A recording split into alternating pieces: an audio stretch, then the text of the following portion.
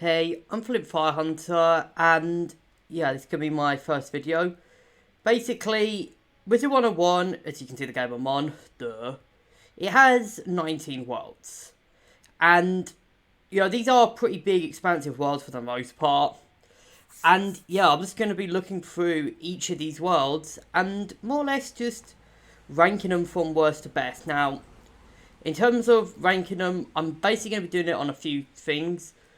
These include like the characters of each world, like the whole, the main quest on each world, the music as well, because music's very important for me.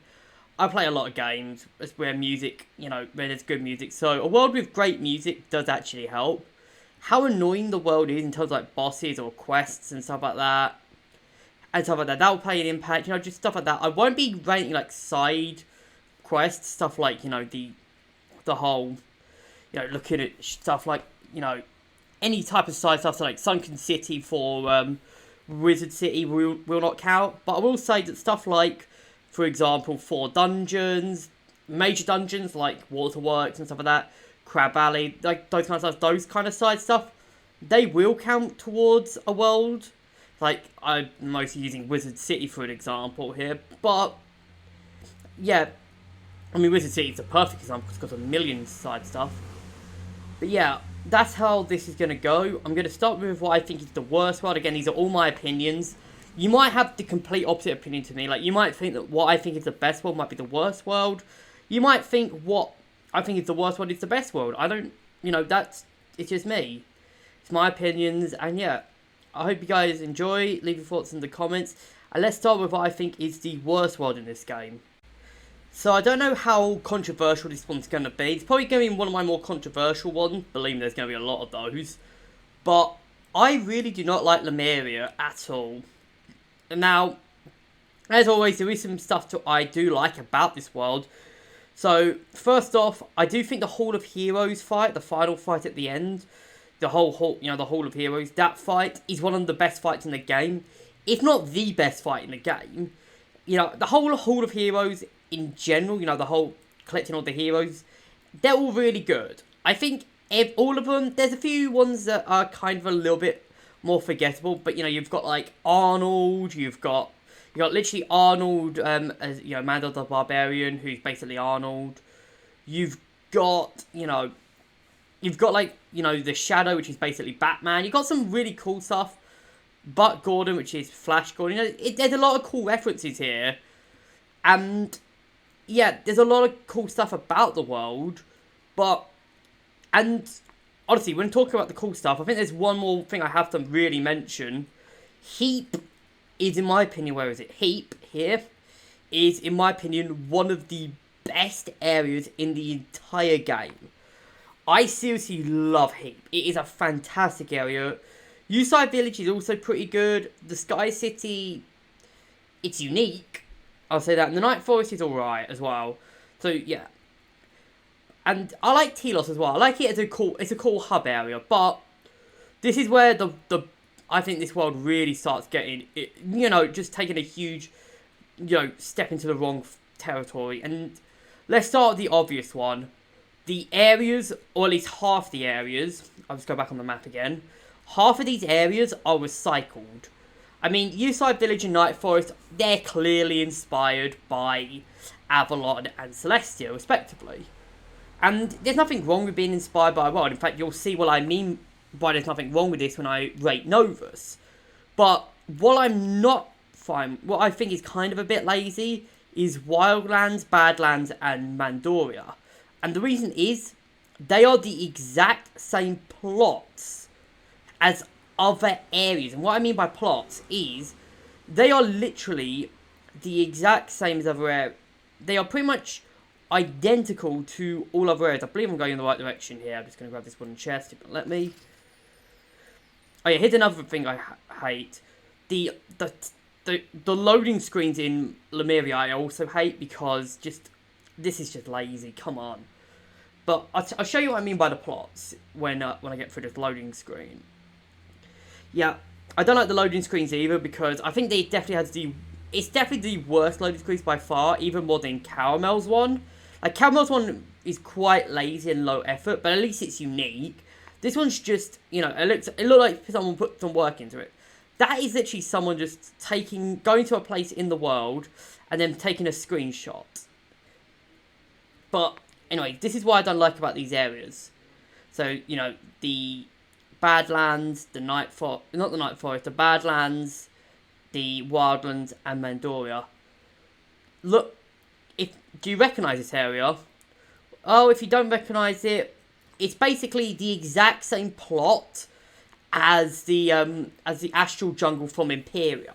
I'm not even joking. I actually had to take a long look at this, and I had to take a lot of comparisons. But it's pretty much the exact same plot-wise as in terms of like map design, as the Astral Jungle from Imperia, and that is just completely fucking lazy in my opinion.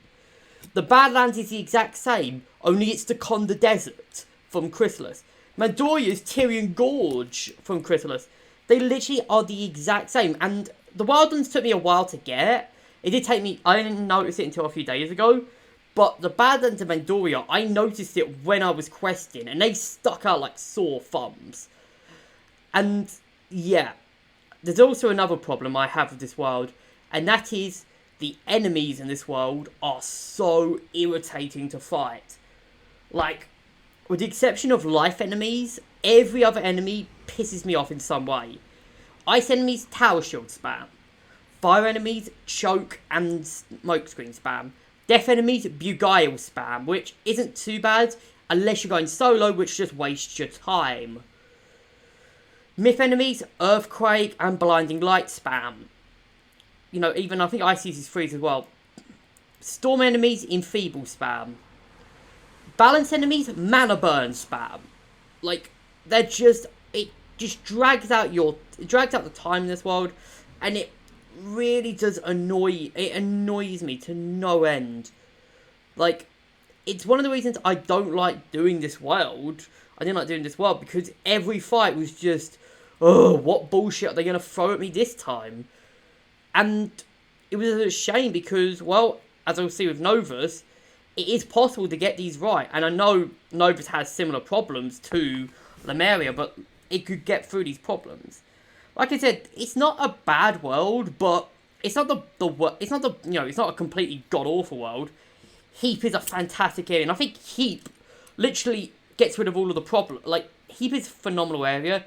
Even if there's a complete room, I think you have to go through, I think it's one of the, where you corner the lion in his house. You corner the lion, and Heap's pretty much just, the room is pretty much, I think, Belladonna Crisp's office. Sky City is completely unique, and I think Heap is completely unique. It might be similar to a Mirage area. I'm not sure. Uside Village is unique in design, but not in experience. And I don't know about, I can't remember Night Forest. I think this is pretty much Dundara, only flipped again. But that's the problem. Badlands, this is just the Conda Desert, only instead of coming from here, which is where you come from the Conda Desert and work your way to around here, you start here and then you go your way around here. And Mandoria is the exact same, only it's Tyrian Gorge. Like, you go through these areas and you'll see that they're basically just Tyrian Gorge and the Conda Desert all over again. And that's the worst thing about it, because it's just recycled. That combined with the annoying enemies really does kind of ruin what, the problems with this, makes the problems of this world much worse. Now, there are some great things about this world. Design is an awesome thing. I do like Telos as well. It's a really cool hub area. And the final fight as well is fantastic. Fighting all of the heroes of Lemuria because they're hypocrites. It was fantastic. But I think the problems of this world just really catch up to it. At least it's not too long, unlike the next world. And it's fucking Azteca. Yeah, I'm pretty sure everyone knew Azteca was going to be at least either at the bottom or near the bottom. This world just sucks. And yeah, it's not fun to go through. Pretty much everything bad about a world, Azteca is. Like, it's literally everything bad about a world. It's very long. Like, I mean, that's the main problem with Azteca. It's long as fuck. Everything bad about Azteca is only amplified because of how long it is. Like, it's very long. You can see how many different areas there are. I mean, that is cool. I do like how there is different variety in the areas, like floating mountains, twin giants. They feel completely different to something like Alto Alto, Cloudburst Forest. Even something like Cloudburst Forest feels different to Mangrove Marsh and that the marsh areas here. But this is where the problem comes in. It's very long. Like, I mean, very long. This world, I believe, has the most quests of any, like, it was the biggest quest drop in the game ever. It has, like, over almost 200 quests when it first, and it's still, you know, it still has over 200 quests. And it's, I think, the only time where a main quest dropped with 200 quests. Now, I do know Chrysalis has more quests, but Chrysalis was released in 2 parts, whereas Azteca was only released in, well, Azteca was, of course, released, you know, as one big whole thing. And yeah, on top of this, it's very long, and the quests, they feel unnecessarily long, right? So a quest in a normal world would be about 2 or 3 in Azteca. It literally is just going, like, you know, how can we make this quest line unbearably long? Like, this, I know that former Phantom, old friend of mine, he actually he harped on about this all the time. But I know there's a quest, I believe it's in the underwater area. I can't remember what, Pitch Black Lake, I believe that's what it's called. Yeah, Pitch Black Lake. There's a quest in there where you have to fight, you know, you have to make this guy a sandwich or something like that. I remember that. He harps on about that one. The bosses are annoying because they have, like, different hidden masteries, which, I mean, having multiple masteries of a school is alright, but the problem is these aren't, like, telegraphed to you. You look at, say, you know, look at later worlds, they're all telegraphed. So, like, oh yeah, this has, you know, you should expect fire and myth. For example, this one, you should expect ice and fire for this one. But you'll occasionally come across, like, random bosses, and then they'll just randomly use Ifrit on you, or something like that. Or they'll just randomly use Stormlord, or Tower Shield, and you're like, what? And, again, the quest line is just so long. It used to be much worse. I think if this was, like, pre-nerf Azteca, like, before the whole, you know, when enemies had, like, 50% more health, when, you know, when the enemies, you know, not just the enemies had 50% more health, you know, the E3 was in its prime, where you had, like, 90, because that's when I went through this world on this wizard. I went through it during, you know, its peak, and, oh god, it was not a fun experience on a solo.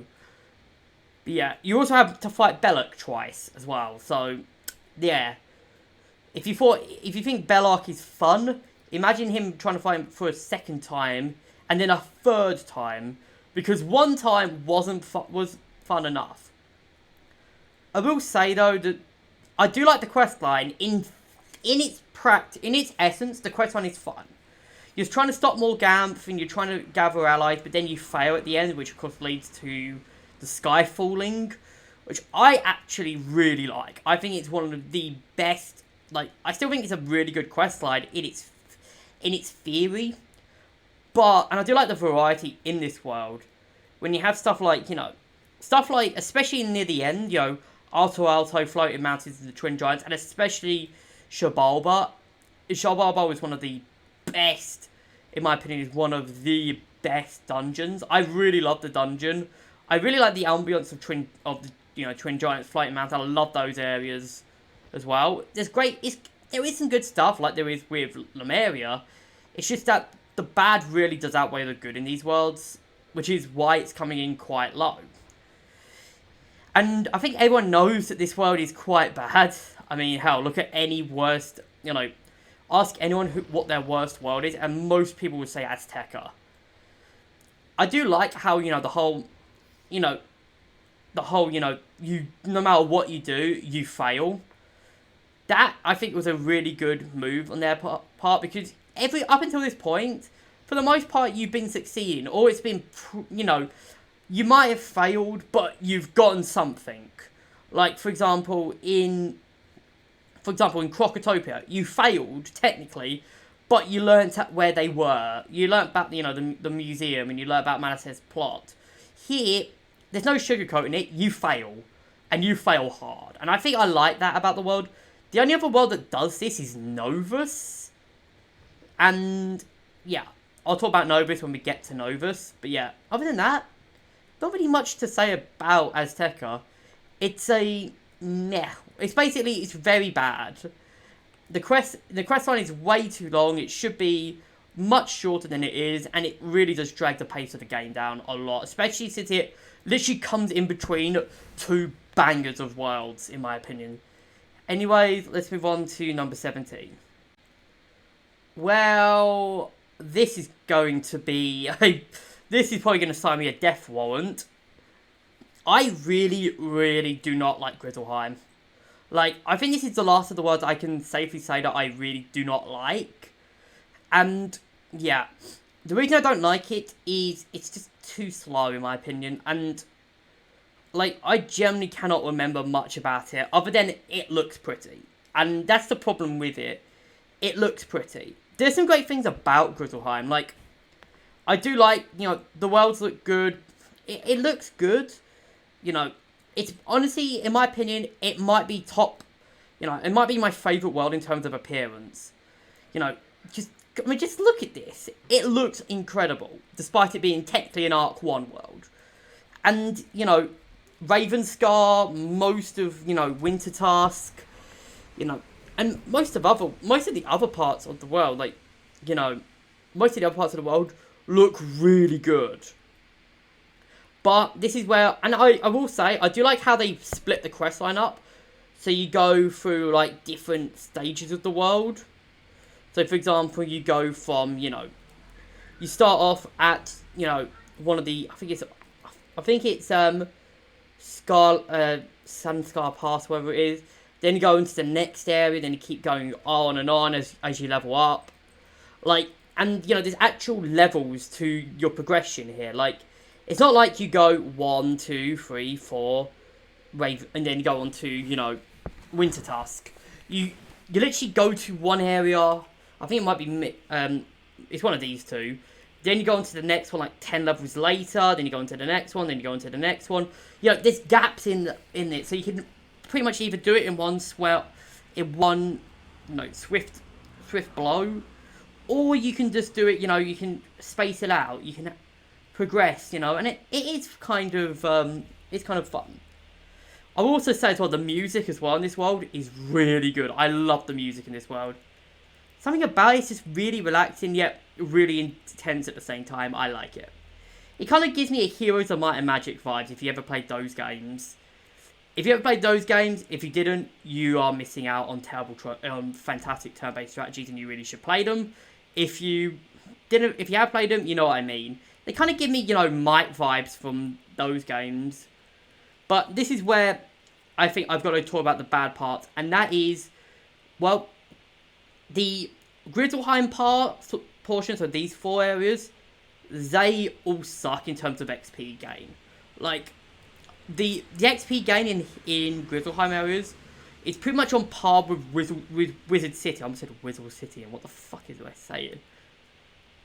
And the problem is, though, is that you're not being, I think you don't get, you know, compensated for the effort you put in. Ravenscar giving like 100 XP for doing essentially multiple hard bosses really does grind you. Now, you do get caught up on the XP when you get to Wintertusk, but unfortunately this leads to another problem.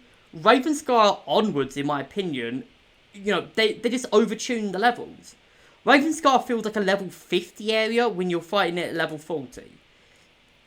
It pretty much feels like you're playing, you know, late game Dragonspire, and you approach it around late game Mushu.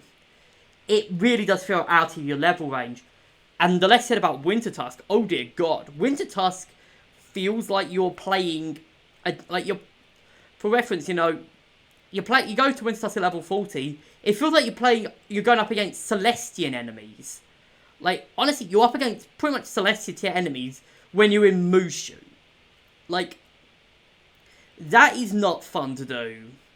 It really is not fun to do, and it's one of the main gripes I have with this world, and it's pretty much the major gripe I have with this world. The the other thing I have with this world, which I don't like, is I think the characters, they all look cool, but I don't remember any of them. Like, it is very, I think the questline is so unmemorable, it's not even fun. All I remember is that you find Grandmother Raven in the middle of the questline, in the Wintertusk questline. That's about it.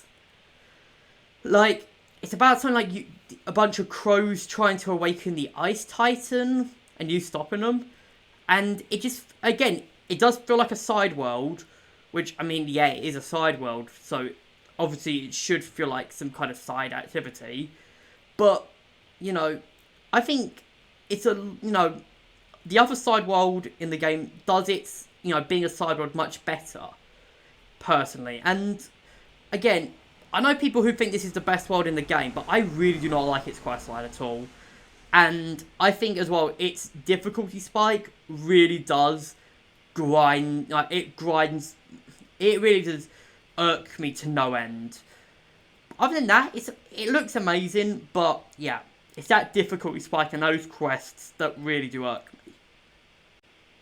So yeah, I think I'm gonna stop the the rage because I don't really have much to say about Croc.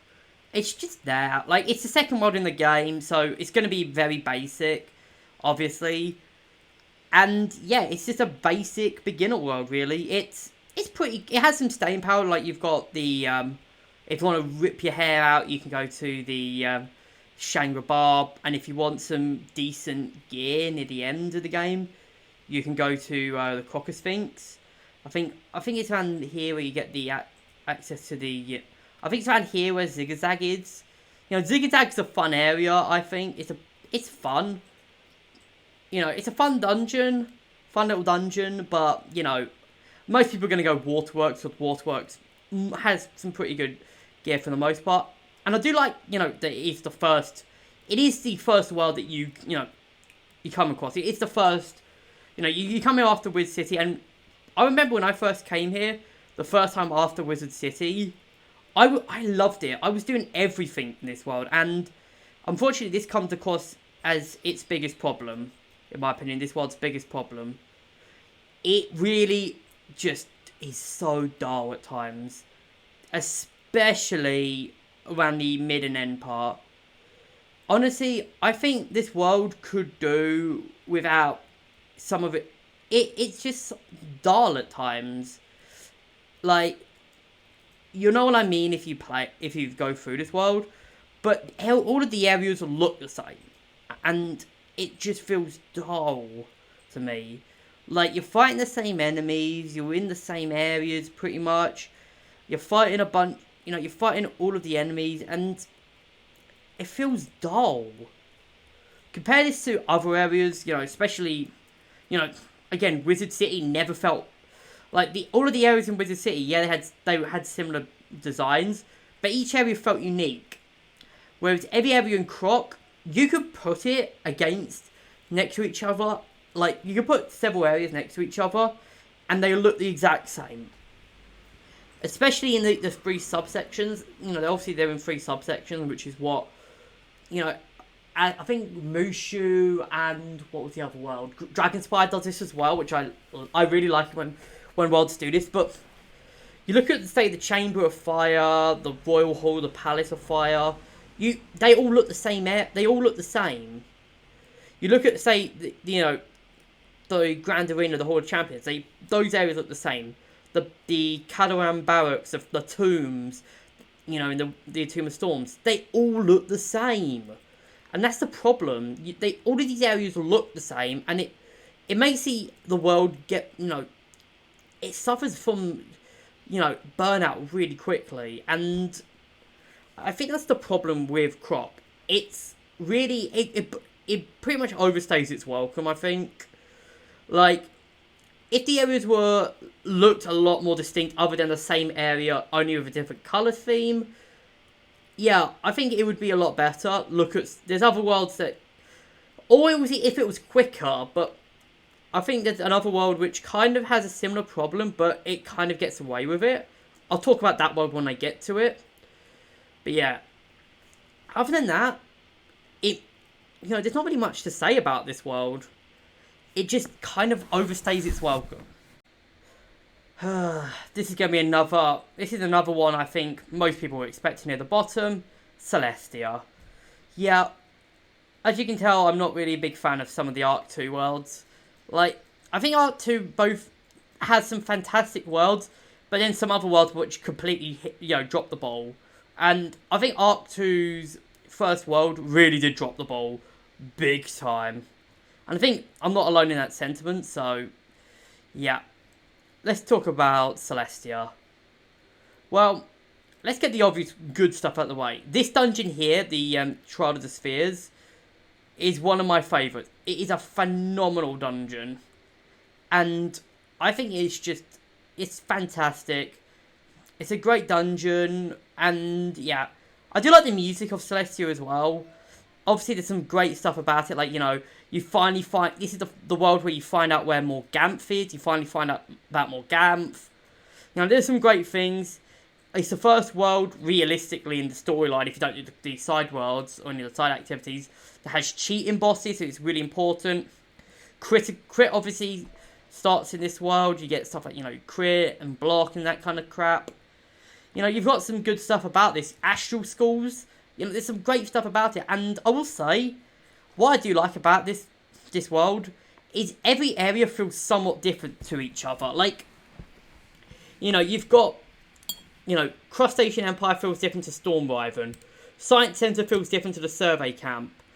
Stuff like that. Not all are good areas. And obviously Floating Land is completely different to everything else because it's on land. But I think I do like this variety. But yeah, let's get the obvious things out of the way first. The bad stuff. I hate underwater levels in pretty much any video game. And I think Celestia just really heavily goes into the underwater theme. Like, most of the dungeons are underwater, Stormriven's underwater, Crustacean Empire's underwater, the Grotto's underwater. I really hate underwater sections in any video game. So Celestia being pretty much almost entirely underwater, yeah, I wasn't a big fan of that. Also, like I said, the enemy, it introduces,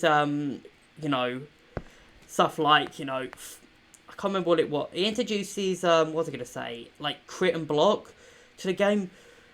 But the problem is, with introducing crit and block, is that, it throws you pretty much against these enemies off the bat. So the enemies are critting and blocking you, and you have no idea what the hell's going on, so it really does catch you out the first time. Mainly when you're using, like, Senator gear and that kind of stuff. Like, especially at the fire crabs at the start. Oh dear god, those fire crabs. Like, it had some annoying enemies at the start. And I also think the world does drag on a lot. Like, it really does drag on. And I think that's a I'm kind of seeing a pattern here with the lower worlds in this list. And them just basically, dragging on with, and then being bad. Other than that, though, it's just really... It drags on a lot, and... Yeah, you've got a lot of It's got some issues, but it's got a lot of good things. I'm kind of more thinking it's kind of like more around the middle category. Like, I don't have much of an opinion about Celestia. There's some good things about it, but there's equally some bad things. Speaking of worlds I have absolutely no opinion on, Wisteria. Now, the problem I have with Wisteria is it's way too quick, but in the same regard, I think that's one of Wisteria's strengths.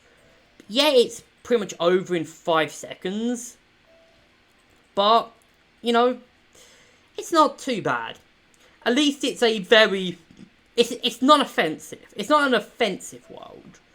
It's not offensively bad, but at the same time, it's a nice little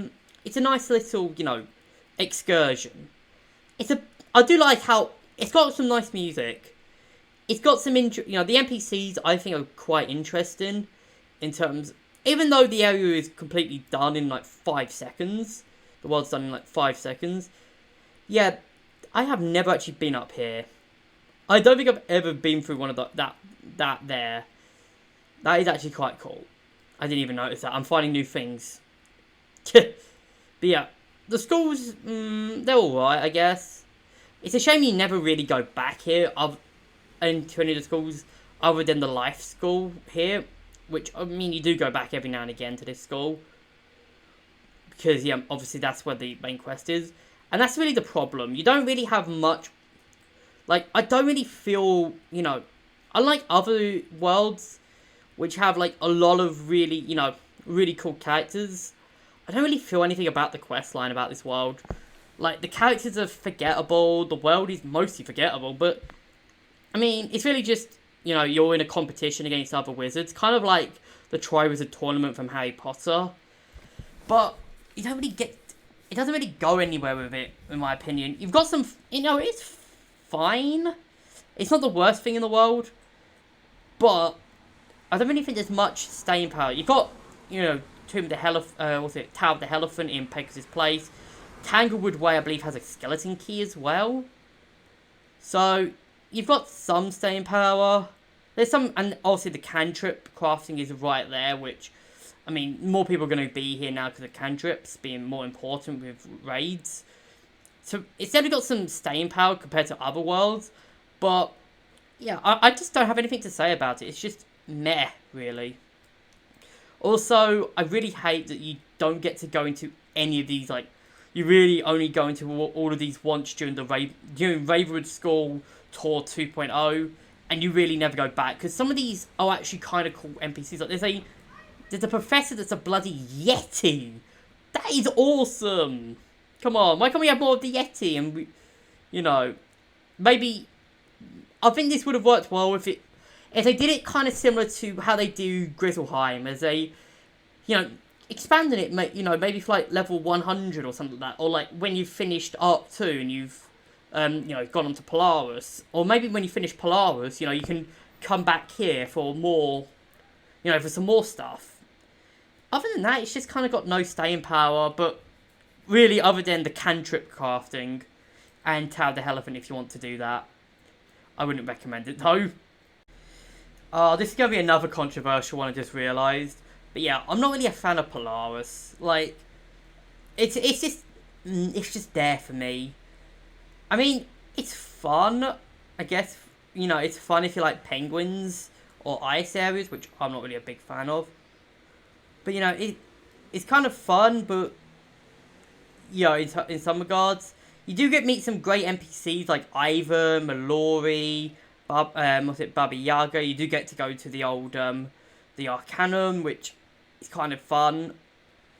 And, you know, other than that, I really don't think that it's that good. Like, I generally think Novus did Polaris better with its, La Red Rosa area. Or whatever it's called. Like, but I think my main problem is, just look at this. It's like the Arc de Triomphe here, and then the Kremlin there.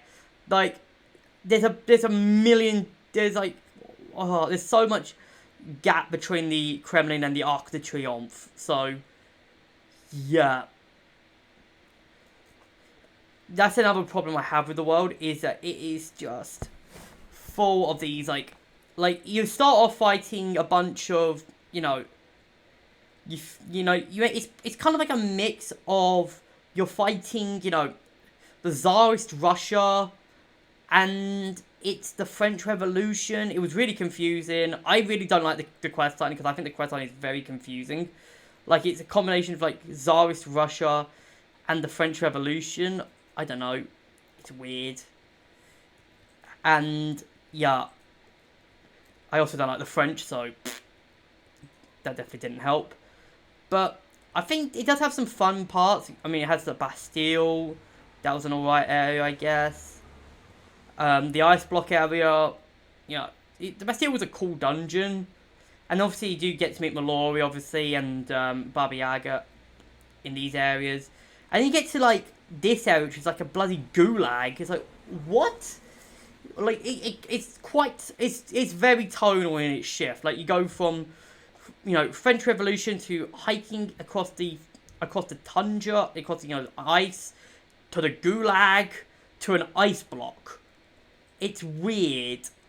You know, Rasputin being the rat really did not, you know, I could tell immediately when they revealed the rat as he, you know, in the cave. during that part of the quest, that it was actually, you know, that Rasputin was the rat. And, you know, obviously, you know, I've got a good I like history, but yeah, I think it was kind of going way too far in every direction. Like, you got French Revolution and Tsarist Russia. You know, obviously, I know why they definitely didn't go, you know, the Russian Revolution.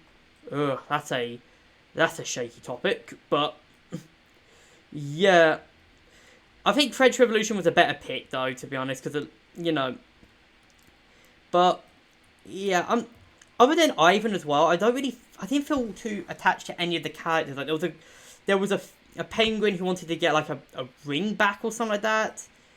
You know, Red Rosa as well. I don't know.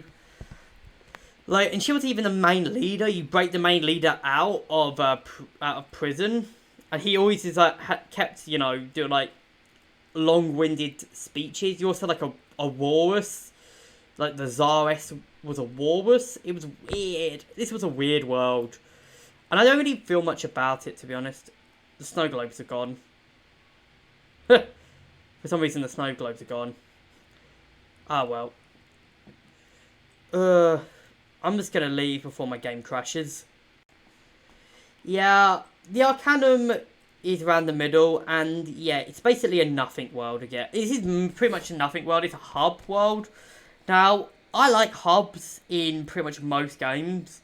I mean, hell, my favourite area in all the Dark Souls is Majula, so in all the Dark Souls trilogy is Majula, so yeah, I really do like a good hub world, or a good hub area. And I will say that this does its job as a hub area really well. You know, I love the music of this world, the hub world, you know, obviously it's a hub world. It's got some fun characters.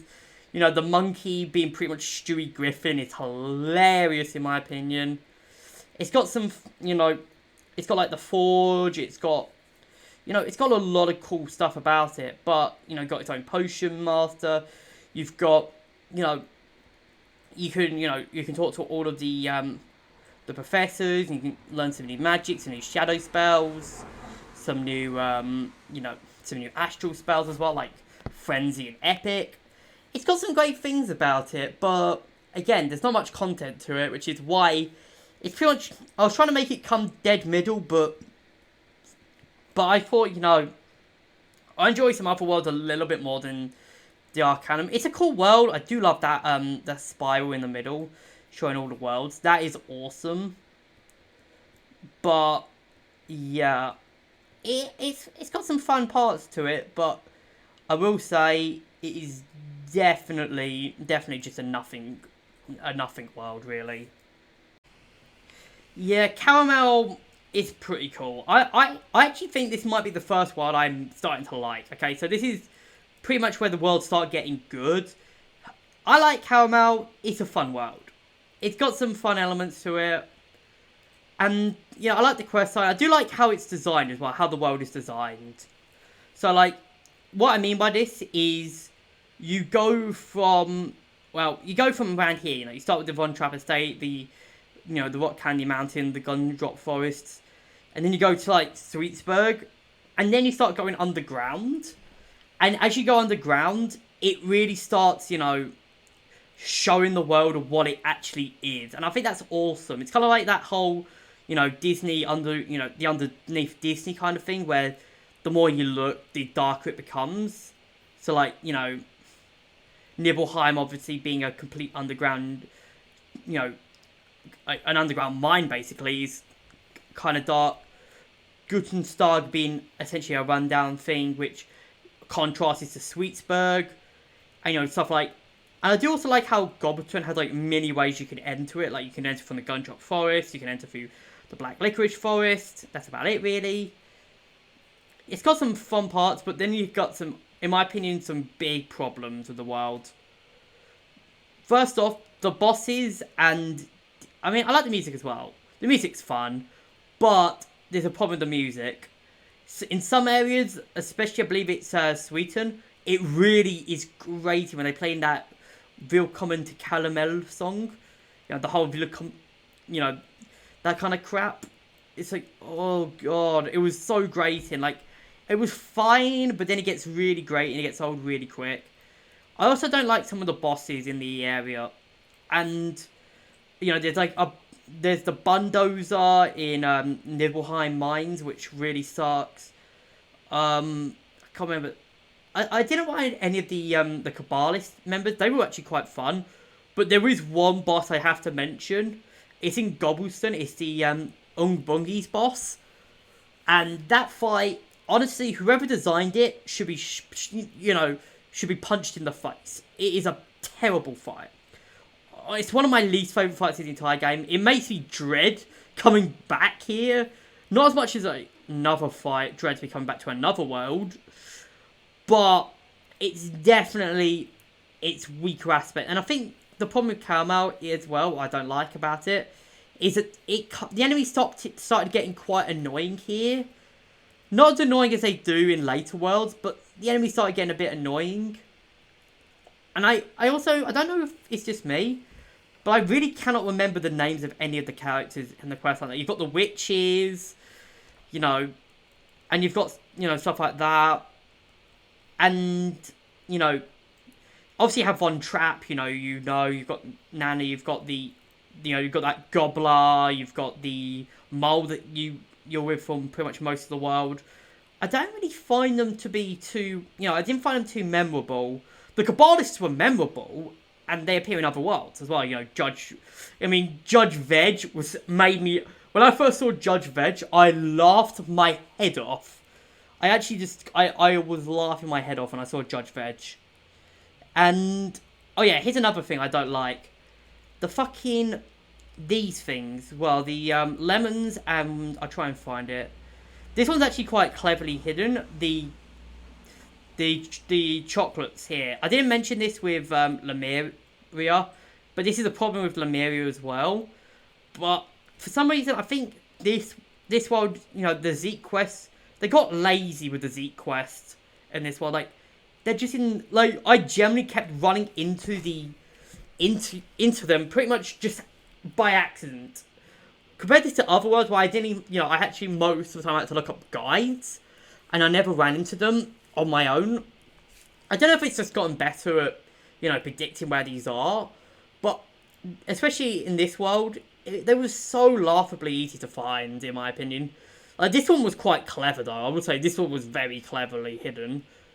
But then they did the same trick later in the world, and I was like, oh come on, you're playing the same trick again. I think it was one of these. It was one of the town areas. They played that trick again. But yeah. Other than that, it's okay. Not the best, but yeah, it's alright. You know a world's going to be hype when that greets you when you first enter the world. I remember when I was talking to one of my friends when he first entered this world, he was scared when he first entered it. Like, he was like, holy shit, when he first entered this world on his free-to-play, when they had that free-to-play, free-to-play membership for, a couple of days ago. But yeah, I quite like Dragonspire.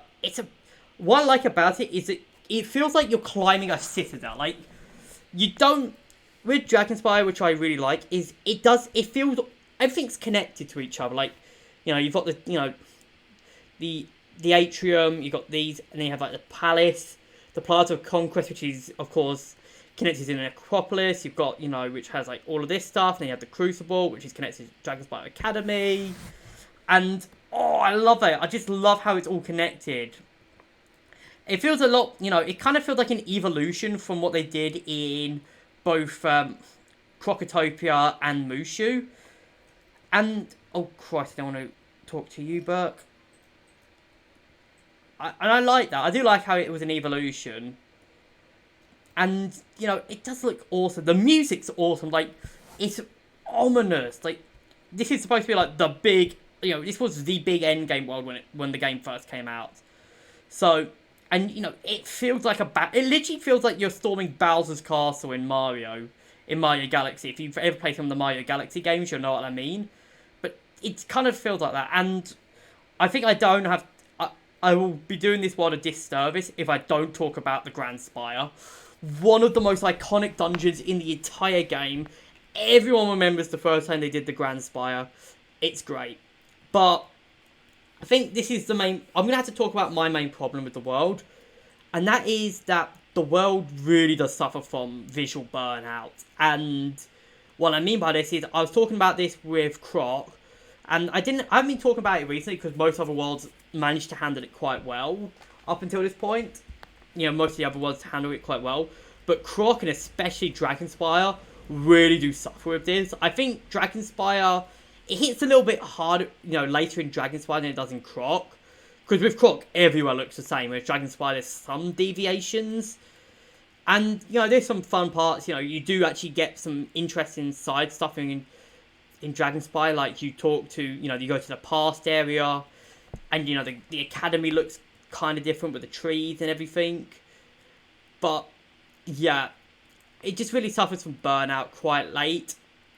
And I think what really helps with this burnout is the amount of just instances, which is just like straight line corridors in this world. Like, this world loves that. It's just like room, all three of them with mobs, healing room, boss room. It's like, really, like, this world loves doing this, and that's really its biggest problem.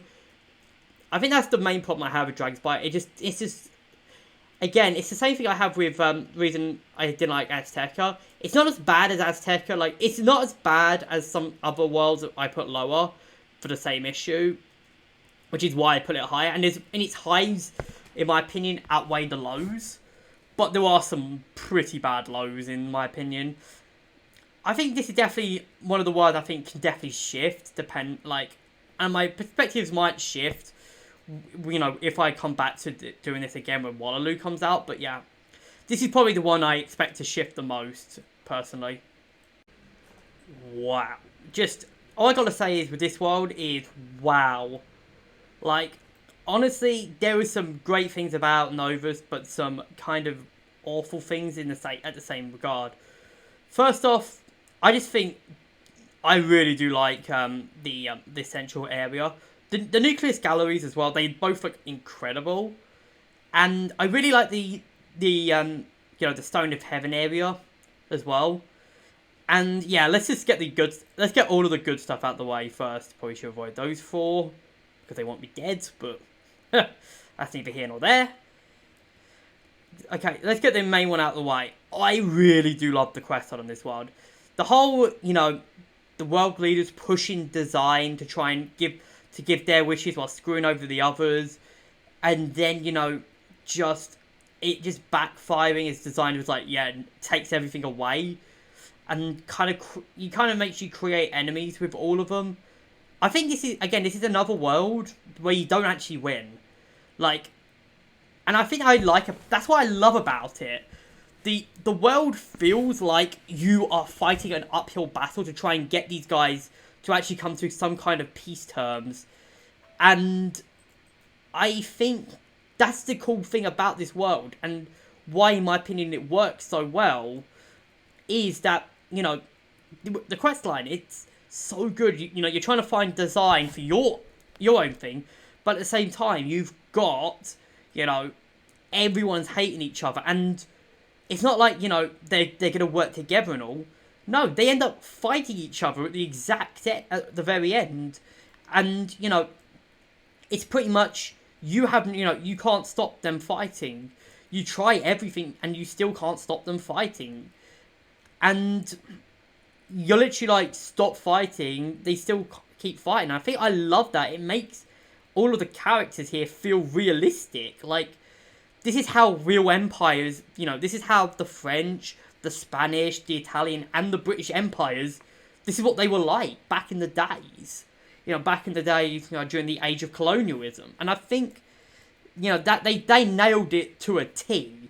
Speaking of nailed to a T, the areas, like, honestly, I'm gonna track back this to it's the exact same as what I said with I think it was Lemuria. Like, Lemuria has problems. You know, Lemuria's worlds were all the same, right? They pretty much all, you know, I griped on about them for using reused assets. But here, I actually think they did it really well because, well, all three of these areas feel different to where they're supposed to be. New Viscorgia, whatever the fuck. Oh god, that's a terrible name. New Viscorgia feels much better. You know, it feels so much different to Marleybone. Where was it? La Villa Rossa feels so much different to Polaris. Puerto Novo feels, well, we haven't gotten Valeria or Monquisca, wherever the Monquiscans are from, but it feels so much more different to other worlds. It feels even different to Azteca, which is where you find the Monquiscans for the first time. But yeah, it feels so much more different to every other world, and that's because they actually put time and effort. Yeah, they're reusing assets again, technically, but they're reusing them I think, in a better way than they did with Lemuria. Like, Lemuria was just basically, oh, let's just, you know, we're reusing everything.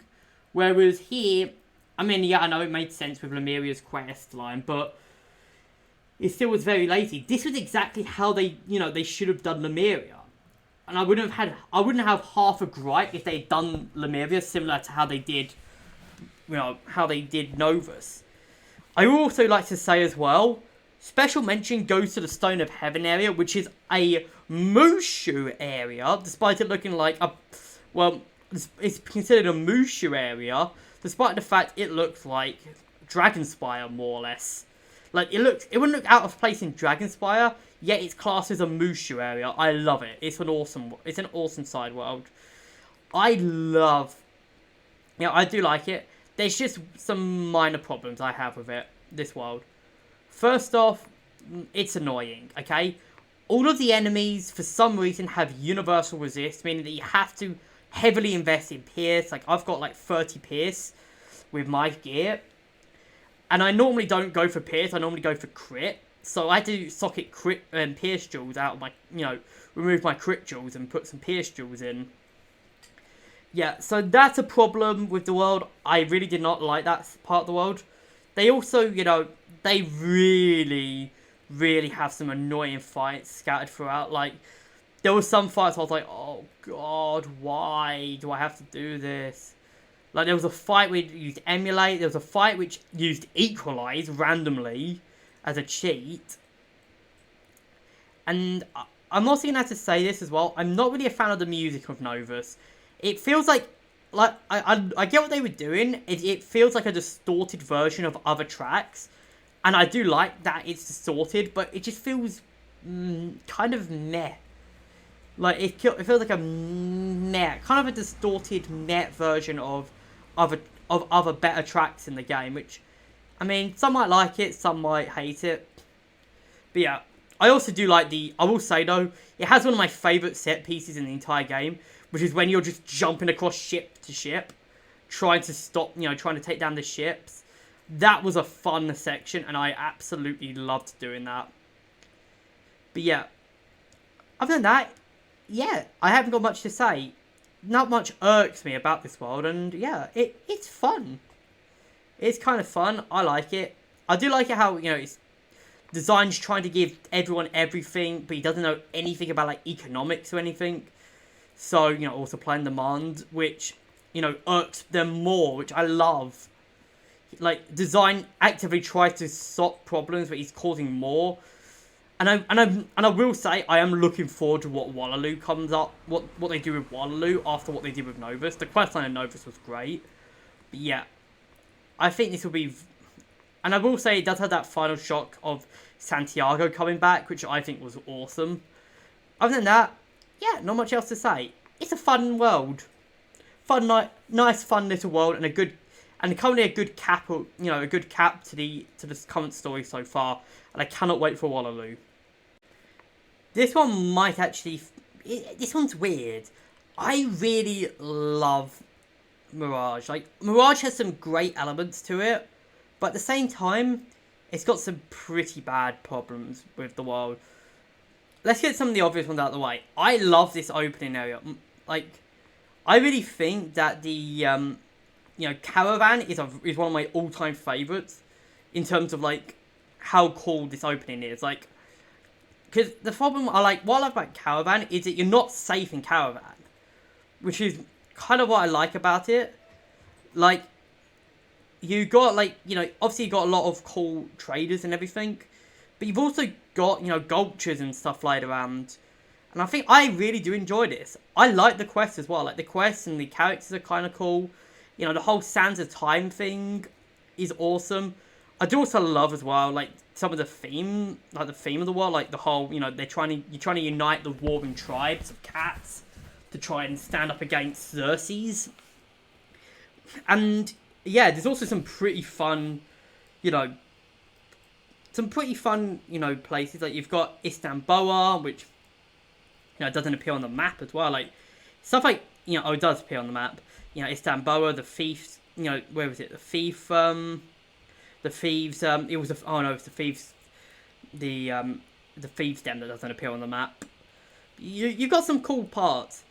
You know, you've got Istanbul, obviously, the rural wastes, you know, the mountains, you know, Kronaverge. There's some really cool parts about this world that I absolutely love. There's just really a few problems with it that they really irked me. The first one, I think, is that some of the areas, they feel kind of dry, no pun intended. Especially the rural waste and the Akili Burrows. Like, those two areas, and a little bit to the Catawal Canyons. Catawal Canyons not as much, because it had that green area at the bottom, around here. But the burrows and the wastes as well, they kind of feel a bit meh. The Sands of Times areas as well kind of feel kind of meh as well. Like, it's just like a sandstorm. They just feel like, you know, just endless dunes, and they give me flashbacks to an area I don't want to revisit in another game. I also want to point out as well that I don't like some of the bosses. Scorpion, Xerxes, Spider's not the best. Like, he's alright, but he's not, like, he's kind of annoying. The Sands of Time bosses as well, they're kind of annoying, especially the Shadow Jabberwock. But the queen of annoying fights is that one Djinn in the final Djinn in the Djinn Palace. I can't remember her name. It's the Dark Djinn, the one that if you blade, she will do like a -75 on you. She'll put a -75 weakness on you, which is indemnified. If you trap, she will use like amplify, and she'll just keep amplifying herself, you know.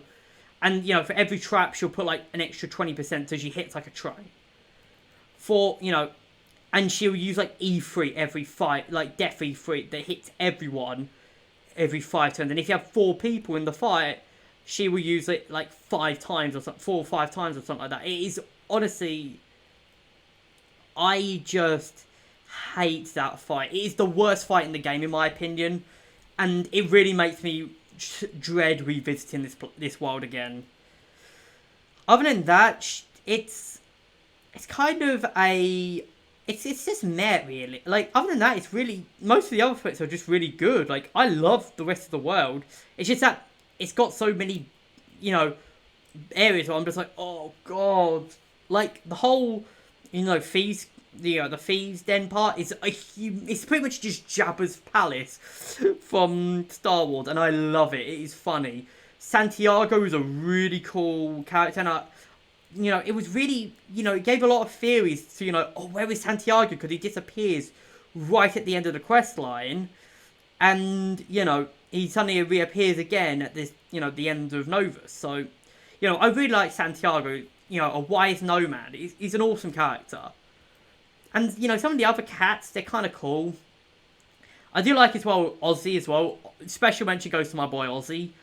Ozzy is such a fun character. I really hope they bring him back for Wallaby, whatever it's called. I don't think anyone would argue that Mushu, you know, Mushu's a great world. Like, I don't think anyone argues this. Like, it's just so calm. Like, it actually, and it looks amazing. Despite being an Arc 1 world, this world still looks incredible. Like, I really do like this world. Like, look at this. It looks awesome. You've got some really fun, you know, it's got some fun bosses with the Onis. You know, it's really fun. Like, you know, the Onis are fun to fight. It's got some awesome, awesome, you know. I mean, it's got some pretty, you know, all the characters look kind of cool.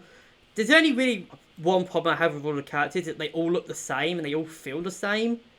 Like, they all have similar purposes, which I just don't like. Like, there's no, like, standout character other than the Emperor. Like, the Emperor, of course, stands out head and shoulders above the rest, which is why he's the only real returning character. I think the only other character is Mubu, who obviously, but I would say, you know, he's obviously in the Novus. You know, Mubu's awesome. I think, but he's the only real standout character, I think. Like, other than Mubu, who, I mean, he's not even in the world until much later, until you finish questing. I'm still adding him on. I'm still adding Mubu on, because Mubu is he's a fun character. But, yeah. Honestly, there's not much to hate about Mushu. I honestly only have a couple things I don't like about it, which is that it can be, you know, there's only two things I really don't like. One is that all the characters are the same, really. And two is these two dojos, Water and Rock. Now, on their own, they're not too bad. But the problem is, every time you want to go to the Yoshi, or whatever, the Shoshan village and the Yoshi Temple, I'm just going to say the Yoshi Temple. The Yoshi Temple. You pretty much have to go through these dojos. Then you have to go through, you know, then you go into the areas. That's the main problem with Mushu. There's a lot of walking.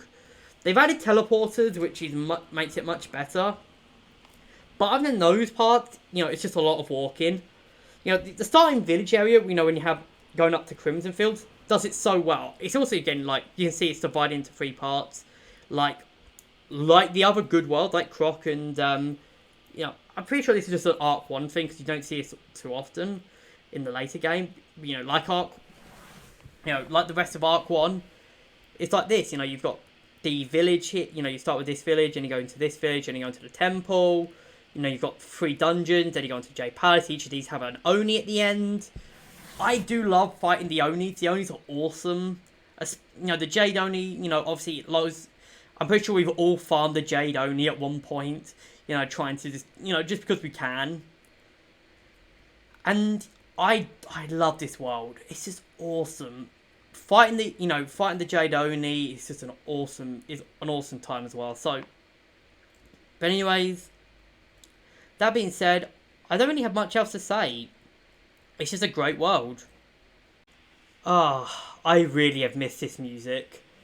Yeah, Zafaria comes in at number 6, and this one might be a controversial one as well. I'm saying this a lot, but I know most people don't like Zafaria. Like, I've seen people who think this is one of the, you know, I've seen people say it's the worst, you know, one of the worst Arc 2 worlds, maybe not the worst, but I've heard people say it's up there with, like, Azteca as some of the worst worlds. I love it. And I think it just gives everything, you know, the Arc 2 worlds give. You know, it's got a good story, great characters. Like, you've got blooming Ungunga White Stripes here. Awesome, awesome character. You know, you've got some memorable characters. You've got, like, you know, what's it, the Snake Hoof guy? Tick Snake Hoof. Like, it doesn't have the best reason to be there. Like, you know, you start off looking for some students, but then you end up getting caught with, you know, the whole, I think it was, you know, you find out about Morganthe and her plans and stuff. And I will say as well, it has some fantastic areas. Like, you know, you got the Savannah area, which looks awesome. Then go on to the outskirts, which looks even better. I need to turn this volume down because this is loud. Yeah.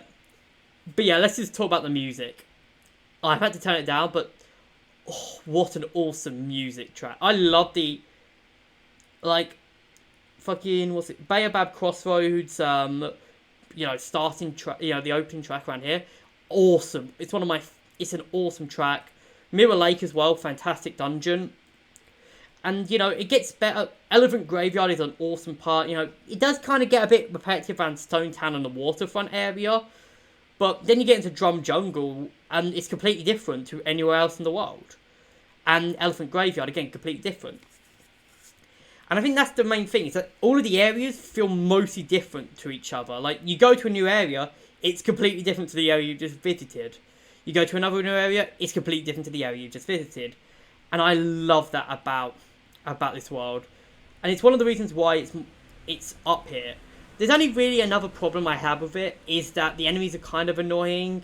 Like, I know people harp on about the Greyhorn mercenaries, and I don't have a problem with them. It's just that they're everywhere. It's just the death enemies that spam death ninja pigs that I hate in this area, in this world.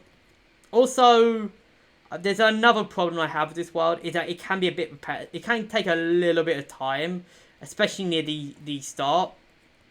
Like, yeah, it can take some time. Drum Jungle definitely drags to a halt. Like, Drum Jungle is really slow progression-wise. Waterfront, Stone Town. Waterfront has the Belloc fight as well, which... oh, that one's awful. But, yeah, it does have some slow points, but it has some fun points as well. And I like it. I really do like this world. Coming into the top 5, we've got Imperia, and... oh my god, I love this world. It is just... I mean, it's pretty awesome. Like, you know, you're making a good impression to a world when you don't even, you know, teleport in with a spell key. You crash your ass into the world. Like, you don't even get there with a spell key. I think the only other world that does this is Nova's. Like, where you have to go through that that unformed world to get to Novus. That's kind of cool. But this one, you know, it's also when you're just smashing into the world on your ship. And yeah, you've got some great times ahead on this world. Like, it is generally a action-packed race from start to finish, as you are trying to get to the end of this world as quickly as you can. And honestly, you're trying to, you know, obviously this world, you're trying to stop Raven and Spider from, you know, it starts off with, you know, you're like, oh, we got to stop Spider from doing Spider's things. And that's what I love about this world. Its questline is, in my opinion, the best questline in the entire game. Like, maybe second. Actually, second best, I'd say, to another questline. To another finishing world, which we haven't talked about yet. But yeah, it is awesome. I love the whole, you know... it is kind of a bit... I don't like how, you know, you've got this whole teleportation thing with the whole, you know, you have to teleport around with the stream portals. But I do like that you set them up. Like, you have to set these up in certain locations. Like, you have to set them up in the locations in order to use them. Which, you know, I think that adds to the area.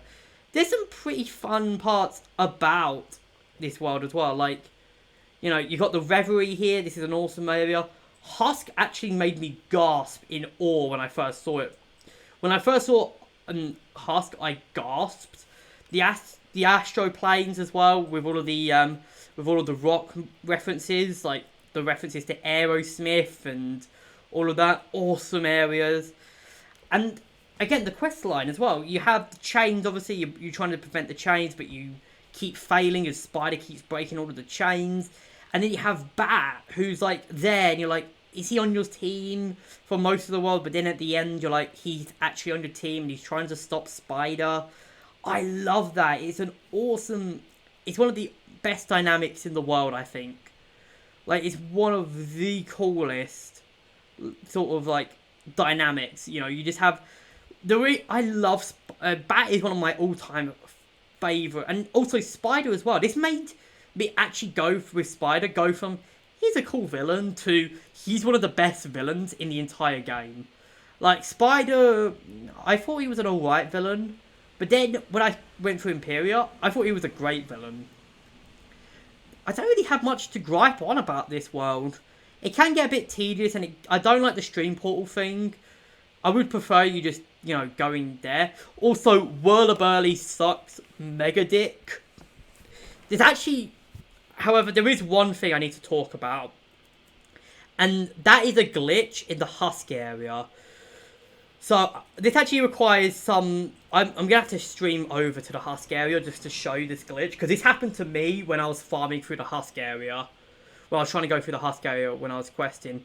So, you get all of these teleporters that open when you beat certain bosses in the Husk in Husk. Like, you can see here, I do like this area. It's a beautiful area. But as you progress, you see these portals start appearing. If you do not... What I don't like about this is if you kill the boss of this area, but you left any point in the... Let's say you die in the instance and you flee, and you flee and you potion back up, or you die and you get teleported back out again and you then teleport back in. Or you try and farm for first on one of the bosses.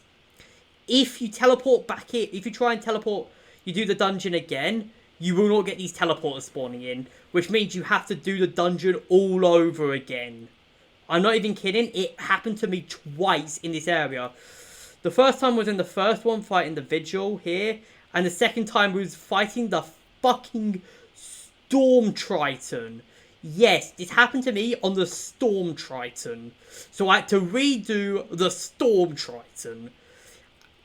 I've only done the Storm Triton twice because this teleporter didn't show up, which allows you to teleport away when you use the Storm Titan. But yeah, you teleport back here. You obviously can teleport back here, but after the Storm Titan, you're meant to teleport to the summit. And then you can fight the Paradox. But for some reason, they don't spawn if you just do that teleport thing. Meaning you have to do the whole thing all over again, which sucks because some of the enemies are annoying. So yeah, I'm pretty sure that's actually a gripe. It's a gripe, I know, and with the Storm Titan being reduced, having the reduced health, it's not as bad as it used to. But that is still an annoying bug, and it pissed me off the first time. It actually almost ruined the area for me. It's still a fantastic area, and I still think it's a beautiful area. But yeah, other than that, not really much else to say. I also like how there's two loading screens. There's this one, and there's also one where the crew's in Xanadu. I do like the crew as well. The crew are awesome. It's like pork, spark, and beans. They're awesome. Obviously they're references to Star Trek. It's pretty much a giant Star Trek reference. I know I'm not really much of a Star Trek fan, so it's not. Most of the references flew over my head, other than the really obvious ones. But I still appreciate it for what it is. It's a good world. It cracks the top 5 in my opinion. And we're back where we started. I don't really have much to say about Wizard City. It's a great tutorial world, and yeah, honestly, Wizard City coming in top 4 is, I'm pretty sure everyone was expecting Wizard City to come very close to the top, because it's Wizard City. You can't go wrong with it. It's a great world. There's just really a gripe I have with this world, which it's not stopped it from coming out the top 4. I think the other worlds do it something better than this, are just better than this world. But this is the main problem, I think, with this world. And the only problem, when they changed the quest lines, I think it was 2020, they changed the quest lines for, in Wizard City. I really do not like the quest line change. I think the old quest lines were much better. This might sound like an old, me being an old grumpy player, but I think it was much better back in the day. I think the quests were much better. But I still would say it's a fun world to do. And I do like doing this world. Like, it's a fun world. It's nice, it's quick, and it's a really good tutorial. Like, tutorial worlds really have a lot of issues. You basically have to do them right, pretty much. And if you don't do them right, it shows. Now, what I mean by doing a tutorial world right is, it teaches you the bait. Wizard City is a brilliant tutorial world. Minus the paid, the paid shit with the whole, Cyclops Lane, Firecat Alley shit. It's actually pretty good. You start with Unicorn Way, a basic intro. You then go on to Triton Avenue, Firecat Alley, Cyclops Lane. These basically take what you've learned in Unicorn Way, you apply them in a much more harder environment. You then go to, you can then go to either Croc, or you can do Crab Alley and Colossus Boulevard, which are much more difficult, and they offer much more difficult aspects. Like you're fighting 2 enemies instead of fighting 1 at a time, and And you take what you've learned from the old, you take what you've learned and you know, it's really good. It's a really good tutorial. It's just a fantastic tutorial. On top of that, it has some, it's very memorable. You've got some memorable characters. Obviously, you've got Ambrose, you have Gamma, you know, you've got some pretty fun other side characters. Lincoln, you've got all the professors are here. Everyone's here. You're going to spend so much time in Wiz City. The Commons, you've got the pet training pavilion over there, shopping district for, if you want to do that stitch rating crap. You've got a brewer here, Golem Court, if you're, for the side activities. As well as side activities as well, you've got Sunken City, Golem Court, of course, the Golem Tower. You've got Darkmoor, Aquila, Crab Alley and the Waterworks. You've got Brisk Breeze Tower and Colossus Boulevard. You have so much to do in Wizard City.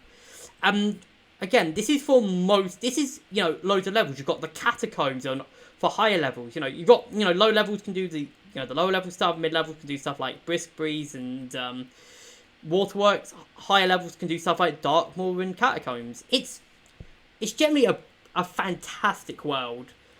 And it comes in my opinion, straight in at number 4.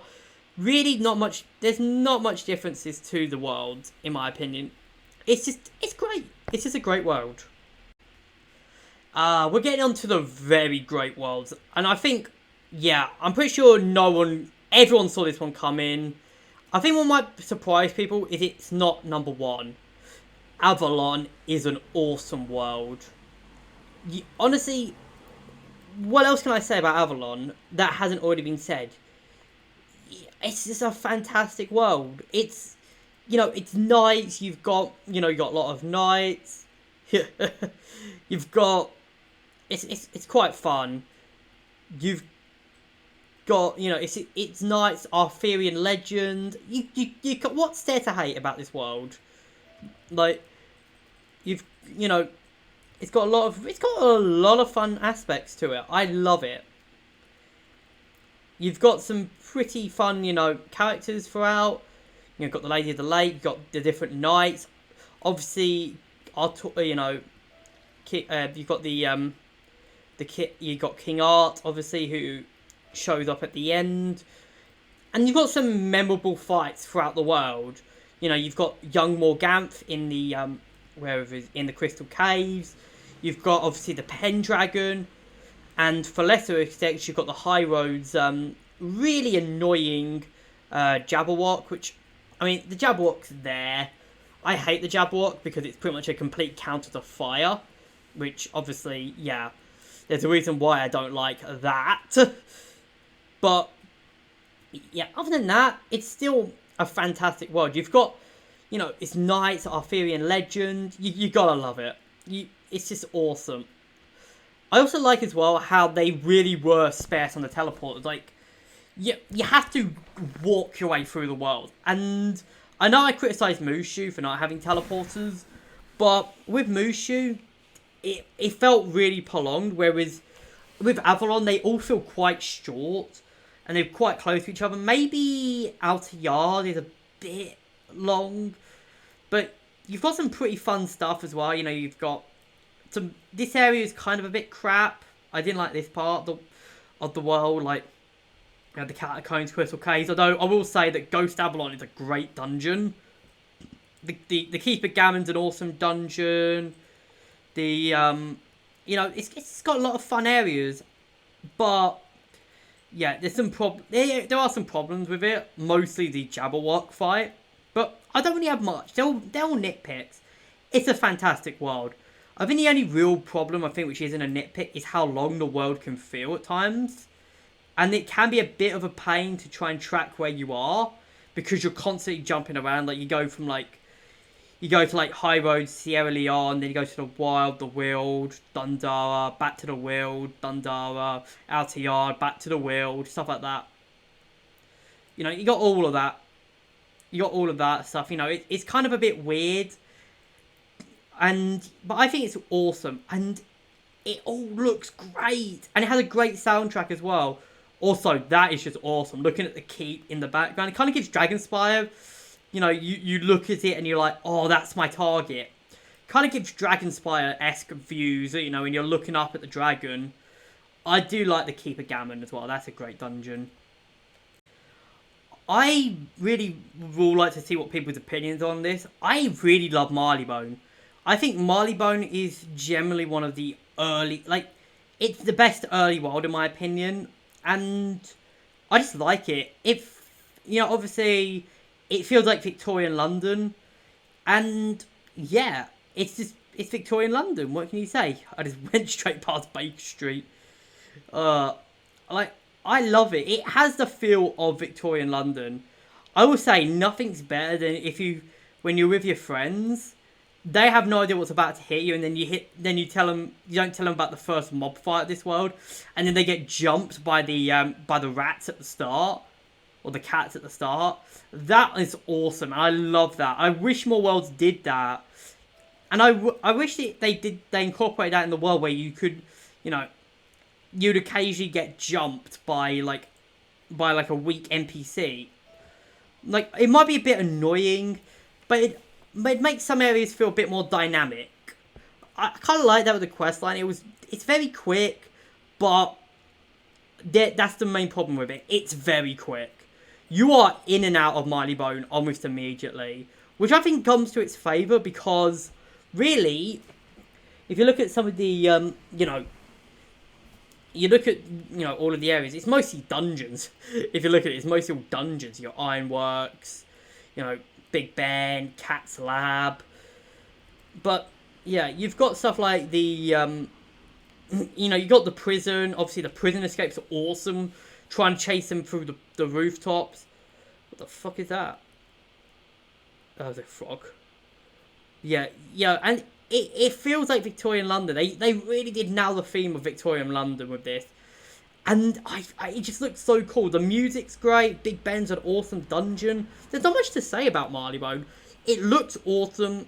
The only problem is it's over quick. But in my opinion, I think that actually works to its favour because, well, if it was too long, it would suffer from the same burnout that Dragonspire and Dragonspire and Croc does. It's too quick, but it's not quick enough to overstay its welcome, if you know what I mean. Unlike those other worlds, which kind of dragged on a bit too long. It's a fun world. Big Ben as well is an iconic dungeon. One of the most iconic dungeons in the entire game. Everyone remembers their first time doing Big Ben. Such an iconic dungeon, so much fun.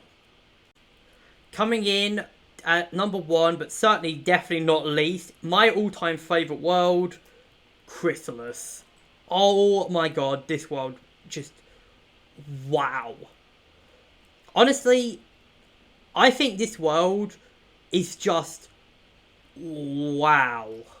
Like, I think that's all you can describe this world, just, wow. It's a phenomenal world.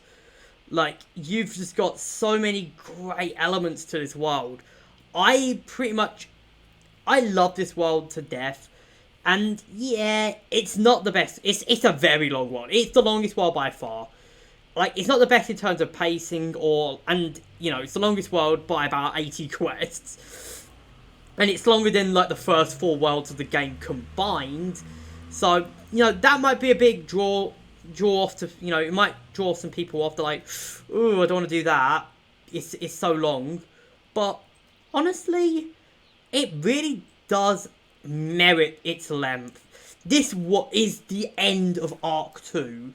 It is the end of at that point it was the end of the storyline, You need a fantastic, it generally has, not only has a fantastic ending, it has a fantastic quest line to go with it. Like, it is honestly just an unbelievable quest line. You're hunting down Morganth, and yeah, you're on Morganth's home soil. She's fighting every inch of the way.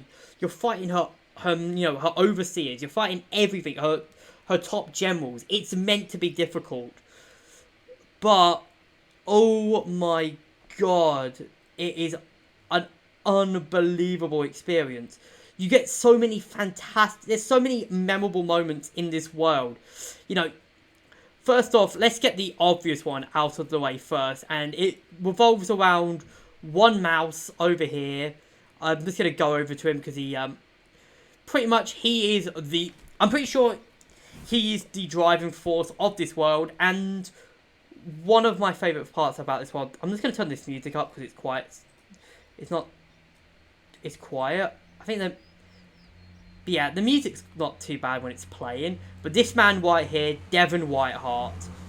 Oh my god. Devon is possibly one of, if not the best NPCs in the entire game. I'm pretty sure there's two types of people in this game. People who think Devon Whiteheart is the best NPC in the game, and people who have never made it to Chrysalis. Devon is awesome. He's funny. He's funny. He helps you in more ways than none. Like, this guy, if you don't know, when he's at your side helping you, you get like 50 damage and 25 resist. Like, on top of what you already have. Like, I got to like absurd amounts of damage and resist when going through Chrysalis. He's an awesome character, and that's another great thing I love about the world.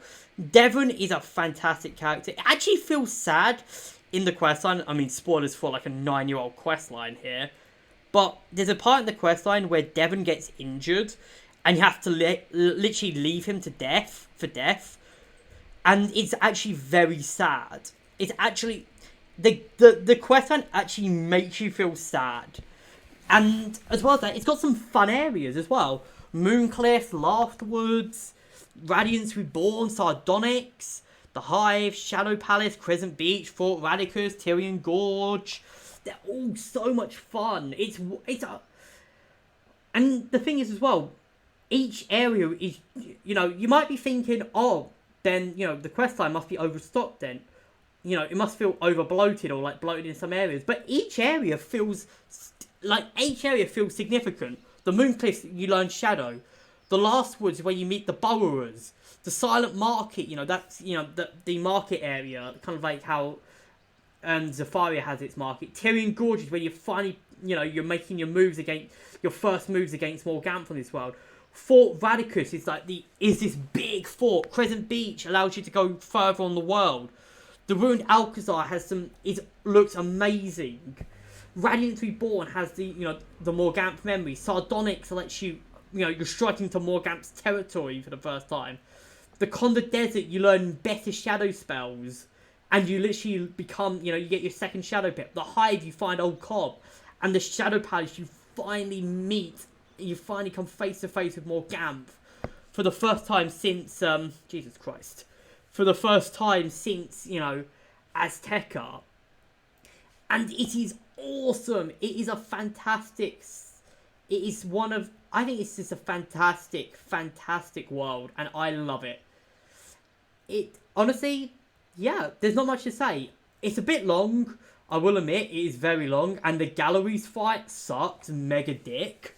The Galleries dungeon is probably the worst dungeon in the entire game, but it's a lot of fun. I genuinely love this world. Like, it is it's great, and you have so much going for it. It's got great characters, like, Zatrana there. There's you got the guy, the captain that you take the beast from, when you're using the Great Beast. The Great Beast as well. I didn't even mention the Great Beast. That's how good the world is. It's so chalked with so many great moments. Old Cobb's final reveal as Grandfather Spider. It's awesome. I love this world, and it's, in my opinion, the best world in the entire game.